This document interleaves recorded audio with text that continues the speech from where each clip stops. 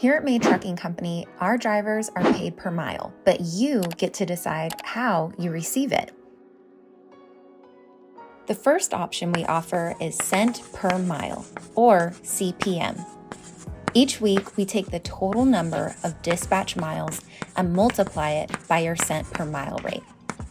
Some drivers prefer this option because they're paid each week for the previous week's miles, while other drivers don't prefer this option because your miles can vary weekly, and so will your paycheck.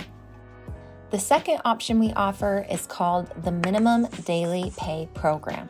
Under this program, at the end of the month, we take the total number of dispatch miles you drive and multiply it by your cent per mile rate. We don't think you should have to wait a whole month for your paycheck, so we pay a guaranteed minimum daily amount for every day that you are available for dispatch, regardless of how many miles you drive.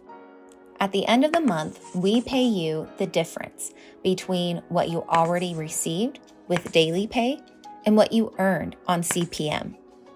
If you earned more on daily pay than you did on CPM, you keep the extra money. Some drivers prefer this option because their pay is always consistent every week and it helps them budget.